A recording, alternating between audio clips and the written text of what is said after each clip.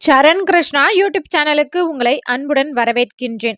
வரக்கூடிய மார்கழி மாத பௌர்ணமியில் குலதெய்வத்திற்கு இந்த ஒன்றை செய்ய மறக்காதீர்கள். அது என்ன செய்யணும், எப்படி செய்யணும் அப்படிங்கிறத பத்தி தான் இந்த வீடியோல தெளிவா நம்ம பார்க்க போறோம். நம்ம சேனல்ல உள்ள வீடியோவை ஃபர்ஸ்ட் டைம் நீங்க பார்க்குறீங்க அப்படின்னா மறக்காம நம்ம சேனலை சப்ஸ்கிரைப் பண்ணி வச்சுக்கோங்க. நம்ம சேனல்ல தொடர்ந்து குலதெய்வ பதிவுகள், ஆன்மீக தகவல்கள் வந்து கொண்டே இருக்கும். வாங்க வீடியோக்குள்ள போகலாம். 2026ஆம் ஆண்டின் முதல் பௌர்ணமி எப்ப வருது அப்படின்னு பார்த்தீங்கன்னா, 3/1/2026 மார்கழி மாதம் 19ஆம் நாள் சனிக்கிழமைகள்ல, அதாவது வெள்ளிக்கிழமை மாலை 6:44 முதல் மறுநாள் சனிக்கிழமை மாலை 4:42 வரைக்கும் நமக்கு பௌர்ணமி திதி இருக்கின்றது. இது மார்கழி மாதம் ஆருத்ரா தரிசனம் நமக்கு கிடைக்கும்.